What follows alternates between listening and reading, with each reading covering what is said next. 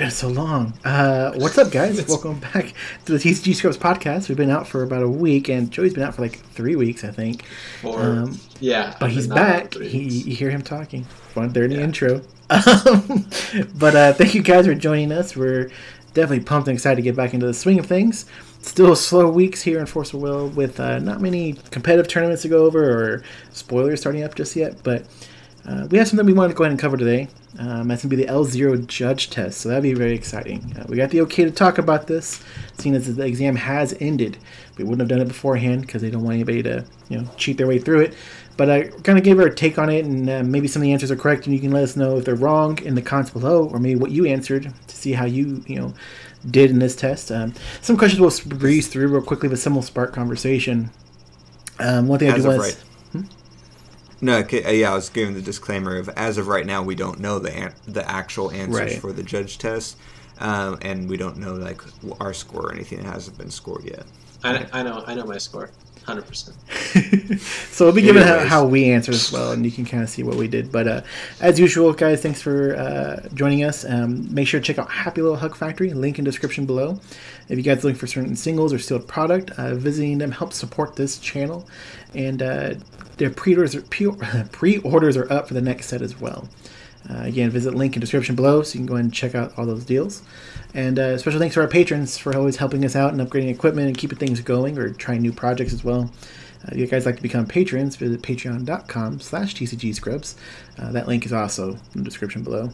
And sometimes I don't normally pitch is I check us out on all our social media. We have a Discord, we have Facebook, we have everything you can check out right at that bottom of that description of things you can reach us on. Yeah. So join with... Just the description is a treasure trove. It is. It has all the goodies in it. But join with by Colin and Joey. Joey's back. Joey, how have you been? You've been busy, huh? Hey, yeah, I've been good. I've been good. Just busy on the at least Sundays, and then just stuff slips your mind sometimes, and you forget that you're supposed to be on a podcast. He doesn't podcast for one weekend, and then he goes, "Oh yeah, I forgot we do podcasts, guys, on Sundays." Oscar, after literally saying like it's been so long after you've been gone 1 week. We took a week off. I didn't forget that we were recording tonight. I remember. I didn't go make plans to go do something. I took a week off. Technically, guys, I had plans, but I didn't go. I didn't feel like going anywhere today. But I was going to go check out LeVar Burton, read me a book. But you didn't do that? I didn't. Why not? I just didn't feel like going in the end. It's also gross and rainy in Austin. It's fine. It's Oscar. This comes out Tuesday. Monday was Oscar's birthday, by the way, guys. So wish him a happy birthday in the comments. Woo. Yeah. But yeah. So real quick, go ahead. No, so I decided not to go, but here I am. We're going to talk about the judge test. But Colin, you're going to say. I'm super mad now because Oscar was talking about that for forever. I know. I was hyped on it. To go. I'm mad at you now. 2 is 1. Before I forget on the Patreon thing, like Oscar alluded to, we are officially doing, or semi-officially doing, 3 exclusive Patreon videos a week now. And so if you're a patron, it's something cool to look forward to now. You don't have to do anything. The $1 tier gets you that. If you're not a patron, it's just, like Oscar said, in the description below. Also, we officially just now got the approval to talk about the test. In case you guys are on Patreon, we did the mini podcast before this, and we were still waiting for approval, and we just now got official approval. So, which is hilarious because Colin was saying it'd be funny to post the images still, but blur them out as we went through each one talking about them. Because we had the permission to talk about it, but not show the actual questions. But questions will be on the screen so you guys can see those. But that's exciting. Stephanie Shaw did say that they're changing the test, each quarter, so it's irrelevant now once the test is closed down. Which is good. It's good. But so what is the L0 test? Some of you may not know what that was. Hopefully y'all did and y'all got to take it. But it is over now. What it is a judge test for people to take who kind of gives them a little...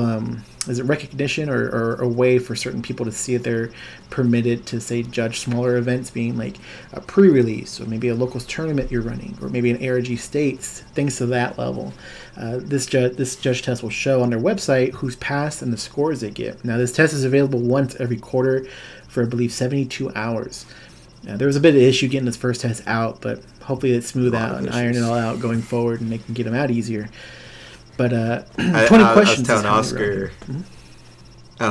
I was telling Oscar this is them like, all right, guys, here's the new and improved judge program. We're starting fresh. It's going to be great. Oh, gee, and they just like tripped and fell everywhere and threw the judge papers everywhere. It was great. Anyways, they did have some issues getting it out. It's just glitches, and then I think on the original format they had some incorrect answers or something like that. I didn't really look into it, but I think Colin took the first one. But yeah, I'll go over some of the weird stuff that still I feel like I'll go over it when we get there. But either way, it's official. It came. It went. If you guys missed it and you want to take it again, make sure to look out on the Force World website, as well as any of the social media groups. I'll make sure to post it in our Discord. And Colin will be back on doing his news again, so maybe keep an eye on the news. He'll mention it again when it comes out. But 3 days, right? That's 72 hours every quarter. And it'll be up. After it's over, you don't get your results immediately. So that's something we're waiting on. They're going to hand grade each one and then post results. They're going to hand grade them? Yeah. Yep. And post results by name. So you'll see, like me, Oscar Rivera, and it'll show my score of like 20 or something like that. But so you will be able to see the whole list. Maybe we'll keep an eye out for some of you guys who took it and see how well y'all did. But we're going to go over it. So what? Are they going to be like rewarding like half points or partially completed points? I don't know, because there's some that have multiple choices. Mm-hmm. So I'm not sure how they're going to weight that, or if they're going to look at it and be like, was the question correct or incorrect? It was partially correct. Well, they didn't get the whole thing correct, so the question is incorrect. I don't know how they're going to grade it, to be honest with you. But those it was explained beforehand, and I forget the specifics. I do know each question's worth 4 points, not 1 point. And so when I got questions wrong on the other one, it defaulted to 0 out of 4. Like I said, that was the old test before they put out the correct one, so I don't know how accurate some of that is. I would expect no partial credit on it. Like, hey, you got one of the 3 options here. Here's a point or 2 points, however they weight it. I'd expect, like, hey, you got one correct out of 3 options. You missed the question. 0. Yeah. But why make it out of 4 points, though? Yeah. Why not just make it out of 1 point? Because 4 points times 20 is 80. If you're trying to make it nice even, then you'd make each question worth 5 points. That way it equals a nice even 100. So you can do this out of 100. Yeah. Maybe having it 4 points each one is well, hold on. Maybe that's just the way Google, because they use Google to make this test. Maybe that's just how Google sets up that test, and the points are irrelevant to them. They just set a number of questions, and then they're going to have their own threshold on number of questions correct. Maybe. Yeah. They're also only there were 21 questions, so like 21. There was 21. So like that, yeah. No, that's why I thought there's 20. Yeah, we only have 20 saved. It was crazy. It said 20. It said X out of 21. Because the first one is to put your email in your name. The first one was your email. Okay. Yeah. Well, I definitely got a point on the first question. I know my got that email one wrong too. But Joe, you had some questions after taking this test before we jump into it, and what was that stuff that you were trying to bring up? I think that was pretty much it. I was like telling you to talk about it. I thought it was a pretty tough question. No, I basically because I thought it was 21 questions because I wasn't paying attention. Also, Joey forgot to take the test. We were getting ready to record the podcast Sunday night, and I was like, "Oh, Joe, you have 30 minutes to go take it. Hurry up!" Well, that's because you guys told me to like take it like a week ago, like a week and a half ago or something. And I was like, all right, I'll take it. And then I forgot about it, and then it just came up again today. And I was like, wait, I thought I missed that like 2 weeks ago or a week ago. Well, yeah, because we told them, and then that's when they everything got bungled. They and then fell. Yeah, and so it came back. For those of you who missed it, it was like a test was posted, but it wasn't the correct test. The questions I found were similar on this one, and they were on the real one. But it was something that was like they messed up on the first run. I said wait for an official post from the company itself, and that's when it was real. But yeah, so let's take a look at it. I just took let's jump right into this. So, question 1, I'll start it off with, I guess. Yeah. Question 1 says, which of the following symbols indicates an automatic object? Is it A, a colon, B, semicolon, C, brackets, D, an arrow, or E, parenthesis? This is what we could have just skipped really quick. Well, no, because here's my thing about this one. I'm super confuzzled about this one, actually. Because I assumed they meant like an automatic ability. So if that's the case, then it's by an arrow. But an automatic object, unless I misunderstood it, as per the CR, an automatic object is the actual like card itself, an object that has an automatic ability on it. And so the answer would be what indicates an automatic object. It would be like a piece of cardboard that has an arrow on it. Would be the correct answer. I might be reading the CR too much, but I was like super confuzzled for a while on that. I think there's some wording. Like, I don't know if they... Because I think it can also be like... I don't know. I don't remember. But there's something where, like, you can have an automatic... Like, there's, like, automatic ability, and then there's something else that's, like, automatic that does something. I don't remember. But I don't know. But... And I realize now, before we get too far into this is probably going to be like one of our most like disliked podcasts because we're probably going to get a bunch of stuff all out and like, what the hell? Oh, not most disliked. You guys can comment and have long conversations with us in the comments below. Kind of going over these dislike thoughts. the video. No, this like one, the video. This one guys. is definitely Love parentheses though. Definitely parentheses, guys. Right?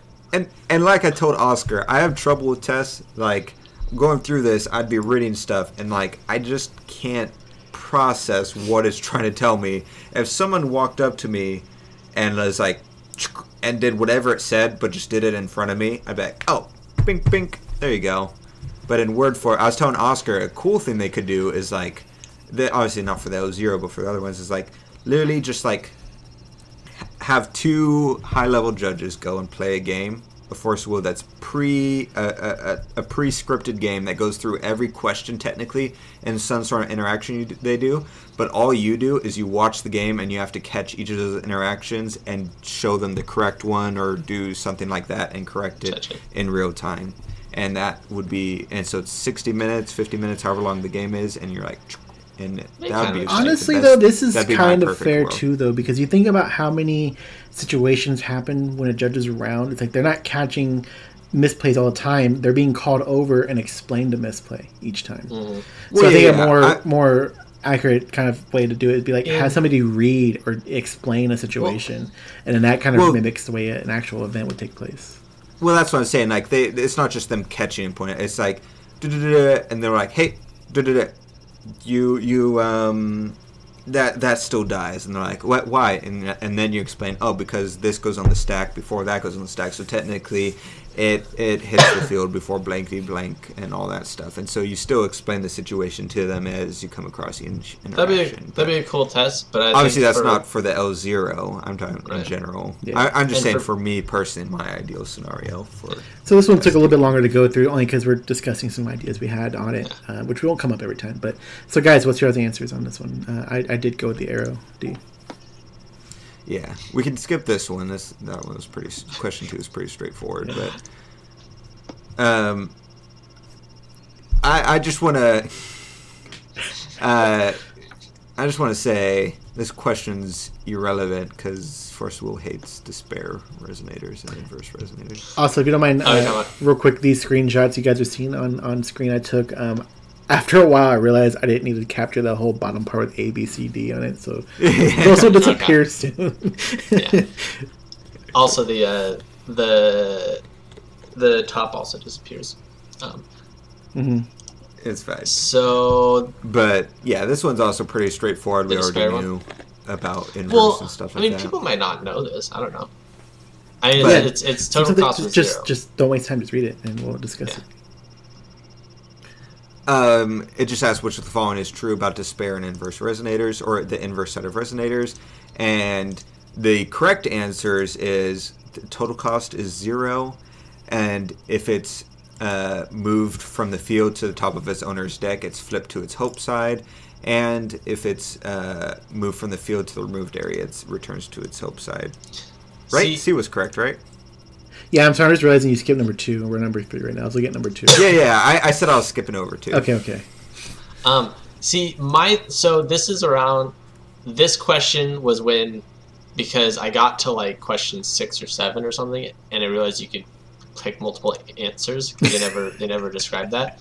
So I basically just said like, oh, so it costs 0. I press B and then I click next. So I probably, if whatever way they're judging that, I got that question wrong or right or whatever. Why didn't you go back? You can hit the back button. Yeah, you can hit the back button. I didn't realize I could hit the back button. They never explained that to me. No, I was on a time crunch. Okay. Yeah. I was trying to get Oscar to bed on time. No, I didn't realize there was a back button either. Yeah. That was my bad. But yeah, this one's pretty obvious of how it worked. Yeah. So this is one of the ones where they actually like laid out a scenario. So, and this is one of the ones where it's like a straightforward scenario, but like it took me like a couple times of reading it to like figure out what exactly is happening here. Yeah, I had to help Colin on a couple of these.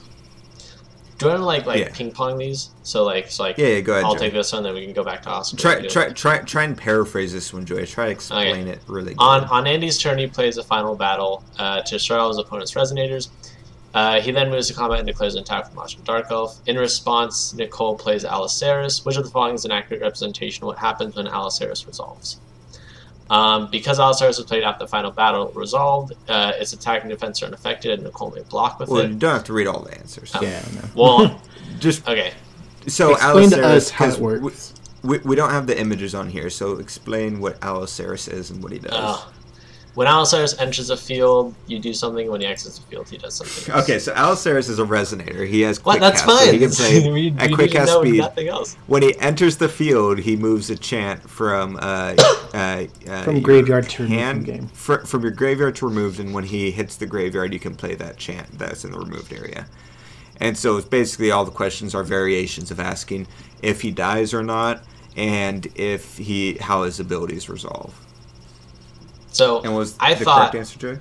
I thought that it was B. Nicole's able to order the automatic ability for enter and exit because she controls both the abilities. Correct. So Aliceris is destroyed, and then the controller of Aliceris chooses the order of his two abilities. The two abilities are his removing it from the field and then playing it. Yeah. So essentially, she'd be able to put it on the field, it instantly dies, but she's essentially trying to play a chant from graveyard. Mm-hmm. Is all she's trying to do, all in one swoop. So, for the cost of 3, not the most efficient plan, but you know. Well, I mean, I think the whole point is that she might have misplayed. Well, yeah, she obviously misplayed because she's running Aliceris, but okay. Anyway, that's what I put as well as B. Oscar. Now we get to the big images. Question Look how 5. nice that looks wherever it is. Which of the following cards would be canceled by the Eternal Tower? Which the Eternal Tower, I was actually talking about a while ago. No, I wasn't talking about. I was thinking about. I was going through and looking at decks and stuff, and I was like, you know what? I bet you Eternal Tower is halfway decent now because the field destruction isn't as prevalent, especially with stuff like Sherrigan and all that automatically ran that, and there's a lot of one costs that could easily be canceled. This stops Distortion of Time, for example. You like Time Spinning Witch just can't play that, and there's a bunch of other stuff that stops. So I thought I was just thinking about it. How does it stop Distortion of Time? It automatically cancels chants that are one cost or less. Or something. Yeah, but that's a God's Art. That's an. No, he's just talking about the card itself. From getting to the how do they get it to the graveyard if they can't play it? They discard it.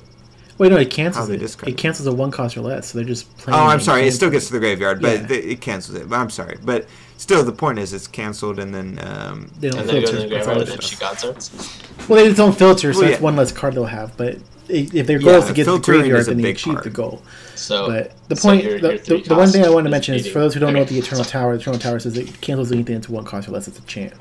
So the scenario it gives was a Heteroclite Excalibur, which is a one-cost black card that says pay 500 life, and you would destroy a Resonator onto an opponent's Sha Wujing. Sorry, onto an opponent's Sha Wujing, which Sha Wujing causes your opponent's chance to cause one void more. Yeah.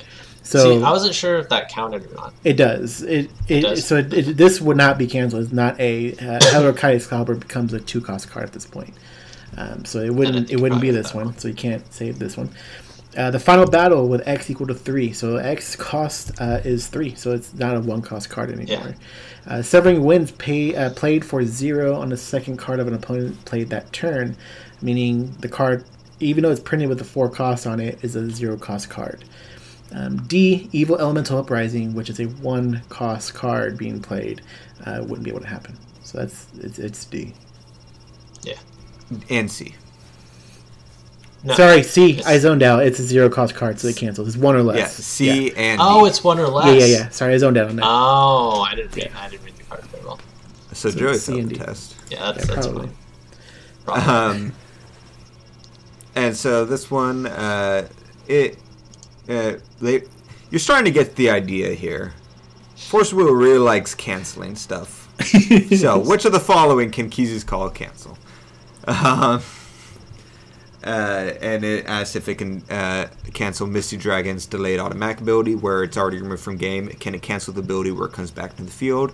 Can it cancel the stealth trigger of a resonator? That's relevant. Can it cancel Gem Beast's automatic ability, which is when he goes to the graveyard, he generates a gem?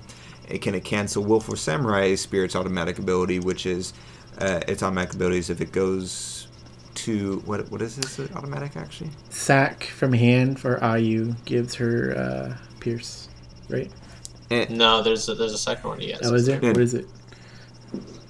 I don't know. Well, the point is, the answer is none of the above because I believe Oscar had said it has to be on the field to be canceled. It has to be a Resonator, yeah. Willful Samurai. Because you have to cancel? Cause automatic ability is when it goes to graveyard, so it's in the graveyard, so it gives Pierce. So yeah. So yeah, when none this of card is put into graveyard from your hand, target charges against Pierce. Wait, why is this? Why does Keyes Call not cancel any of these? Because they're not. I was telling Colin because they're in the graveyard, so they're not a Resonator. They're a Resonator spell. Meanwhile, when you're in the field, you're a Resonator. So if I entered with a Gretel and it's a Resonator, and I put the ability on the chase, you can Keyes call it. But if Gretel was to say, when she goes to graveyard, to say, do the same thing, I was telling Colin it wouldn't cancel. This is one I'm maybe not sure of. Maybe I'm incorrect. I don't agree with that at all. Okay. So Keyes Call says, cancel target automatic ability of a Resonator. Draw a card. Right. Like, and what is a Resonator? Still the automatic ability caused by the Resonator, though. I was just saying, what is a Resonator? But a Resonator is in the field, and that's the only time it's considered a Resonator. A Resonator in the hand is a Resonator spell. No. Well, kind of. No, it's still a Resonator. The point is, you say put a target Resonator from your hand to the field. Okay. I will caveat put a target Resonator card. So this could be one I got wrong, guys. That's what we're coming down to. Well, I'll caveat that whether or not it's correct or not, we don't know. But I took that original test and I answered all of those. It could cancel, and it said I was wrong. So. Well, I don't think you can definitely cancel not all of them. I don't think that you can cancel the stealth because I didn't. I didn't. Yeah, I didn't click the stealth. I clicked all the other ones. But and that was wrong. Yeah, but that test also might have been glitchy because there's something else that said it was wrong that I'm pretty sure it's right. I don't know. So we'll find out on that one. Yeah, I didn't know that. So, Joey. Yeah, Joey. So this is an interesting one on stacking. So yeah, go on this one. It's. Not stacking, but how you... Which of the following answers correctly describes God's Art, Azure Bonds of Alice, or the Blue Planet? So the non-magic stone card is named on Resolution, and that Alice can't use her God's Art, but other cards called Alice can use her God's Art. The other one is its Resolution ability, but no God's Arts with the same name can be used. C and D are the card... The non-magic stone card is named when the ability is played, and then it's the reverse ones, if that makes sense. So it's on resolution and when the ability is played, and it's that one card's God's Art cannot be played, but other cards can, or all of the God's Art can't be played. Remember this talk we had earlier, Joey? I thought that was a good. About only reading the correct answer. No, well. Mm-hmm. You said try and okay, whatever. I thought it was B because it's named on resolution. Yes. You name the card on resolution, and then the God's Art can never be used, even if that Alice dies and you play a completely different Alice. The God's Art is still the same name, and the God's Art ability, as far as not being able to God's Art again, applies to the name, not the card it's attached to. Yeah, I mean this is like especially relevant like Time Spinning Witch and everything. Like she can obviously not get an extra turn with every single distortion time she plays. Yeah, she can. So that's the simple one. Next one, I forget what the answer was that we picked on this one, but question 8. Oh, what is the correct order of steps when playing a spell or ability? What was it, Colin? So Oscar and I had chose is was A, which is you choose whether or not to awaken if it's a spell that has awakening. You choose the options, and then you choose the targets for said options, and then you determine and pay all the associated costs. Yeah, I think the same thing. Yeah. And so, in case people are, and this is kind of cool, like clarification for people who are wondering. You can come back to this video and make sure there's no comments correcting us. Question 9. Wait, was that Oscar's question? No, I just did one. So it's Colin's going up. Okay, I thought it was Colin's, but Wait, this is mine? Yeah. yeah, because Okay. Right. I just answered it for you. Yeah. At what point is an attacking resonator that is attacking a J resonator considered battling? So that's an interesting one. But what's the answer? The answer that we chose was during the first strike battle resolution step if the attacking resonator has first strike, or during the normal battle resolution step if the attacking resonator does not have first strike. And this was funny because what did we originally choose, Oscar? Well, I don't know what we originally chose, but I remember being like, Or I remember being like, well, isn't it A kind of correct? Like, it's declared as an attacker, and then wait, no. And I said no. You said that, and I said no. I just remember there being one where it's like it's finished battling. I'm like, well, B. it's done battling. You chose B, I think. Immediately after a blocker or no blocker is chosen, then you enter the battle step. But it's technically, I think, D, because the first strike battle resolution step would happen first, and if that's not happening, then it happens during the normal battle resolution step, because during battle resolution is when the damage is exchanged, which is when I would think they're considered battling, but that's what we went through. It's also the longest answer, which is the rule of thumb for star testing. So I also misread this because I'm pretty sure they changed this halfway through. Hard. Huh? Yeah, I know. I don't think it did very well.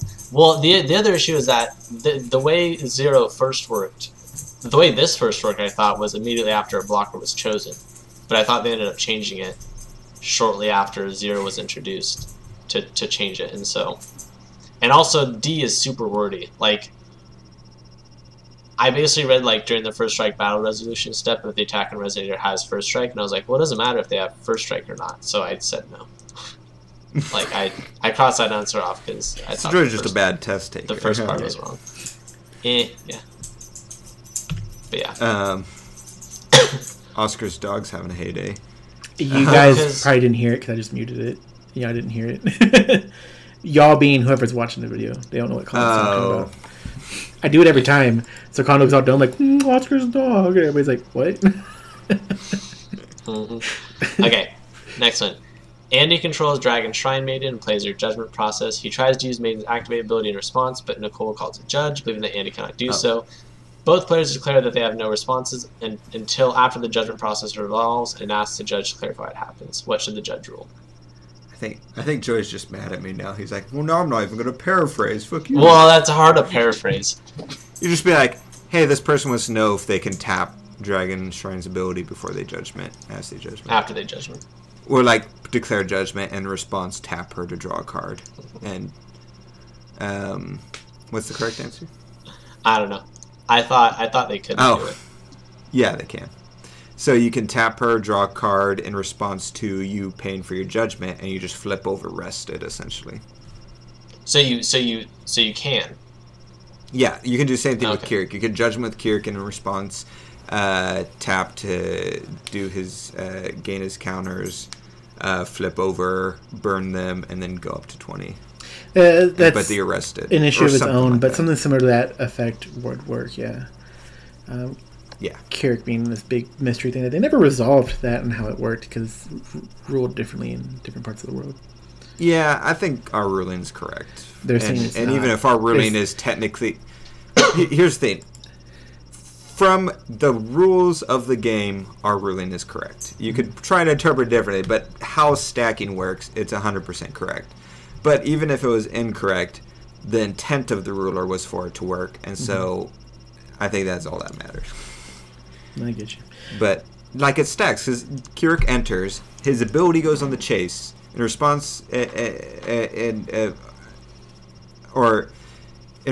ability goes in the chase, in response to that, you do his burn ability, that resolves, and then that hits, and that resolves. It doesn't check. Like, anyways. Question 14. Are you going to say something, Joey? Were we going to go down to question 11? We're going to skip 11? Oh, yeah, I forgot. 12, I posted these in the 13? correct order on here. No, 11's fine.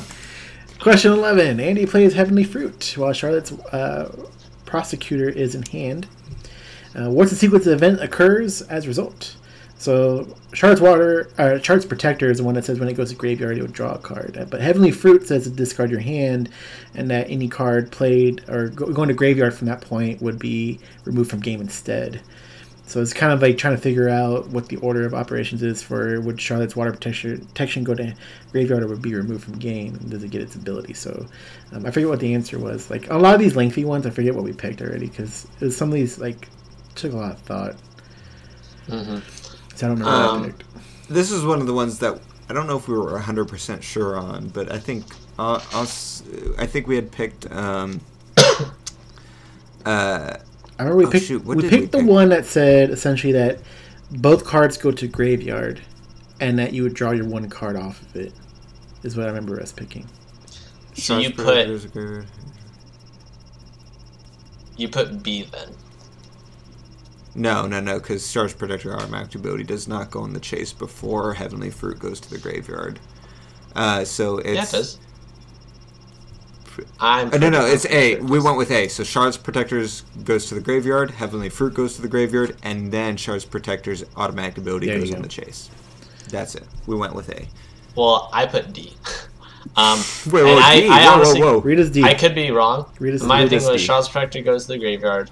Andy put Charlotte's Protector's automatic ability on the chase, because I'm pretty sure once she hits the graveyard, the ability goes on the chase. It doesn't matter if you haven't fully resolved the card yet. I thought that it goes on the chase anyways. So it goes in the chase in the middle, like an ability is broken up into two pieces to fit another ability in between. No. It goes on the chase, but it goes after Heavenly Fruit resolves and everything. Yeah, so A. It's like no. A literally says Heavenly Fruit goes to graveyard, which implies it resolves, and then Protector goes to the chase. Because A, you play Heavenly Fruit, you discard Charles Protector, then Heavenly Fruit goes to the bottom because you resolved or goes to the graveyard because you resolved it, and then her automatic ability goes on the chase.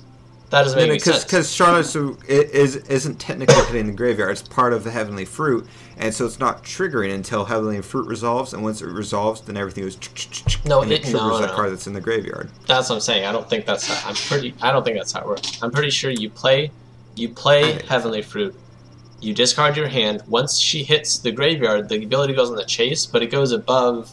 It goes after Heavenly Fruit all resolves and stuff. Because it's still after Heavenly Fruit goes to graveyard, yeah. No. It goes in the middle of resolution, but the actual ability activates after Heavenly Fruit resolves.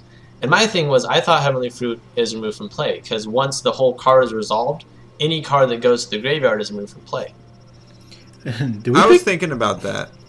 Did we pick D? I thought we did. No. I had said D originally, and then you brought up the stacking, and so we switched to A. Okay.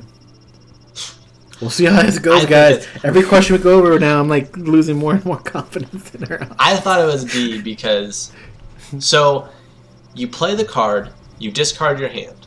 That's the first part of the card. Once you discard your hand, all the abilities activate.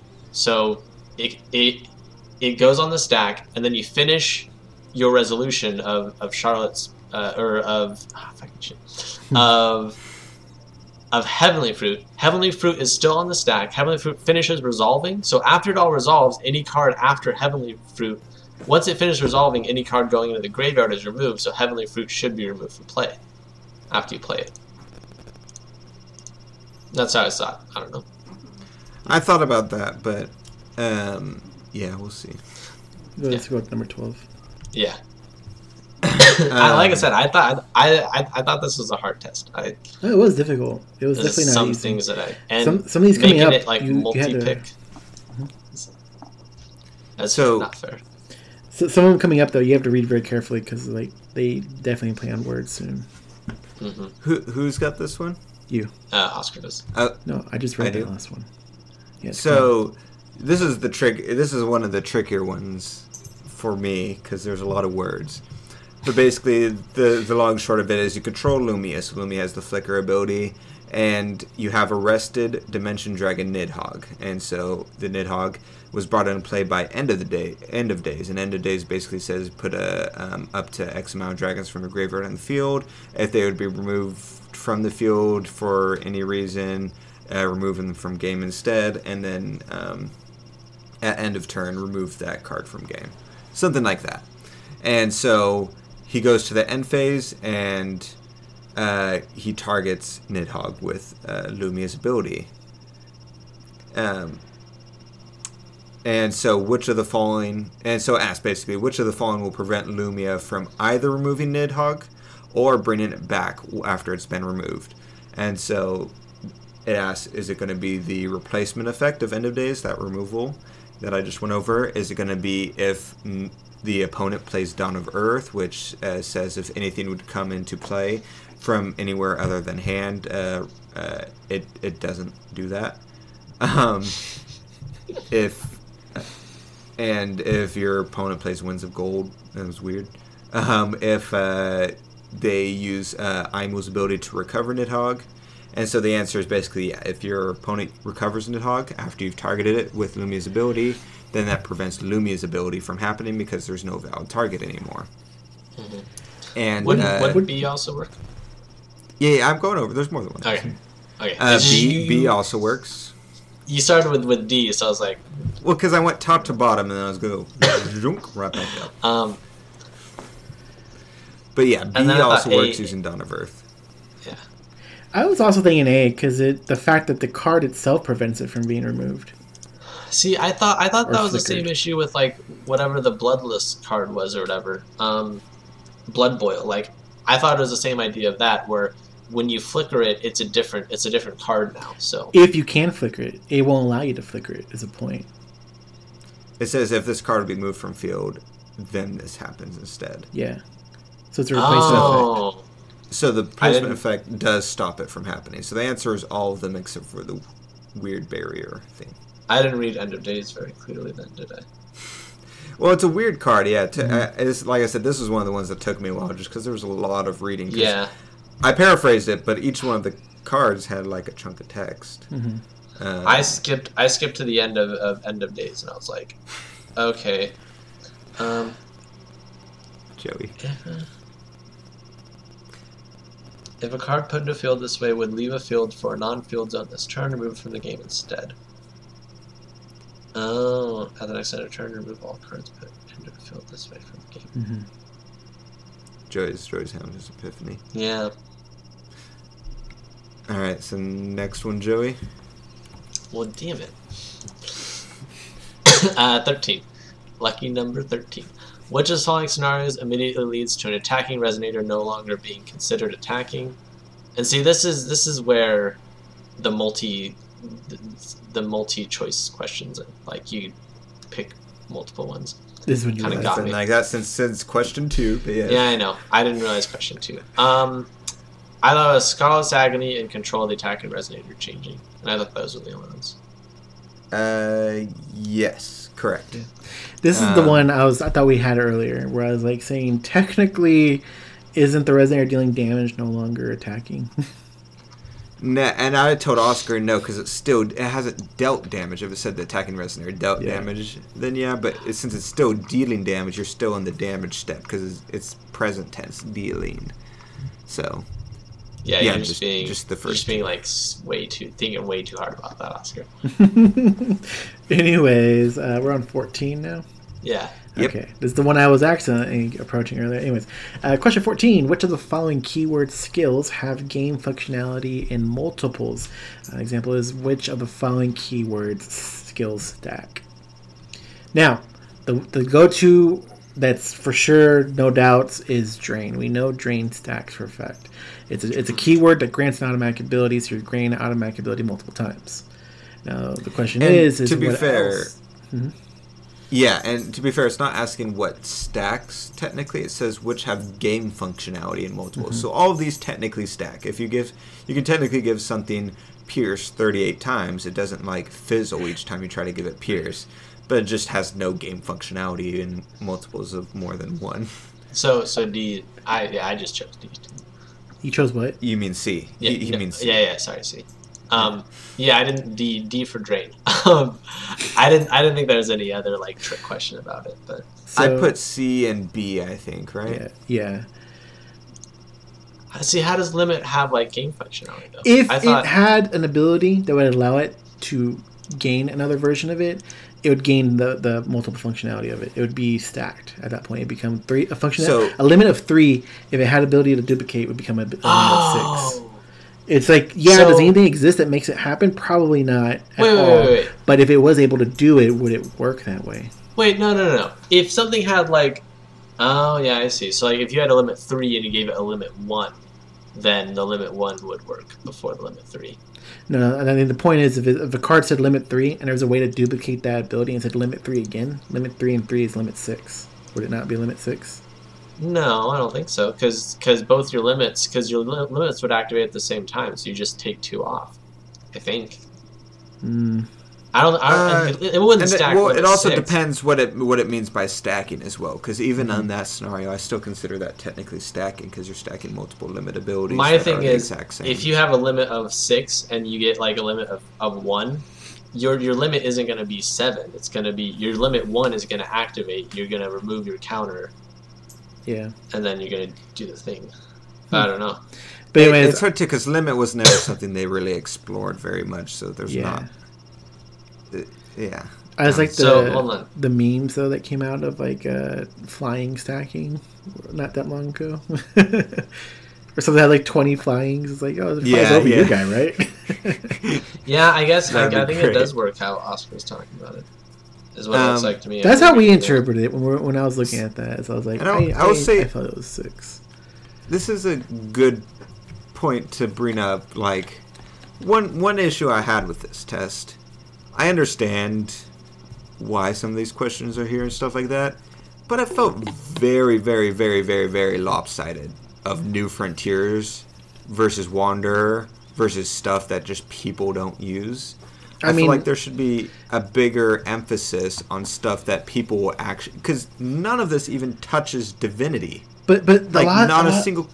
This is testing, though, your skills of just understanding things on the fly. Like, Pokemon did the same thing. I took that judge test so many times and never passed it. See, they used things that were from, like, day one. They used things that didn't exist. They create their own cards in that test. Like, and that's... the big complaint I kind of agree with Colin. Like...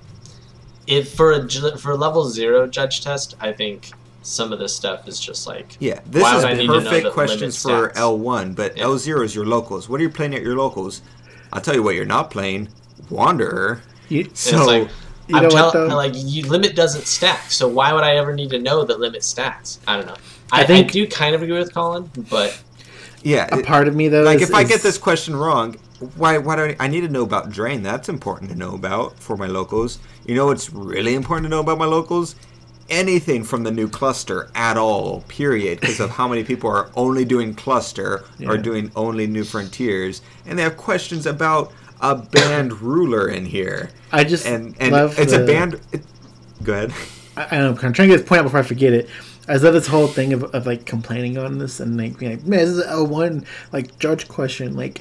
Knowing that the judges know we're going to cover this, and they went and watched it, and they're like geeking out, like, "Oh my god, they think this is a hard question. They should see the real test." I'm not saying these questions are hard, but I'm just saying we're going to have a lot of L0s going to the locals and being like, "There's not a single card or interaction anyone is playing here that has any relevance to that judge test." Like I just mentioned, that question was that we skipped was question number 2. And it's like, "Hey, does this ability from this band ruler and this ability from this wanderer ruler, how do these work?" Neither one of those is never going to be relevant ever again for the entire history of Force of Will. It's banned in every single format, so it's not even relevant in anything. And the other one, nobody plays, even in Wanderer and stuff. And so it's this weird thing of like, I noticed this when I finished the test. We're on question 14, and you notice we haven't gotten a single question about anything from New Dawn Rises, Rune Dex, or Divinity, or because you see how many questions. We made a whole video about how Divinity deck works, and it's like a crazy popular video now that Oscar did because people don't understand how it works, and now we have judges who are certified judges who did not have to prove that they know how Divinity freaking works. Yeah. And so that was one of my main complaints. As we're going through this, you can see like there's a weird amount of questions. I feel like that there are important questions. If you really want to keep those questions, make this a 30-question test then and put in 20 questions that actually are relevant. That's my little rant. Well, we're getting close to the end here with like at 45-minute mark, and we have 6 more questions. Let's buzz through these.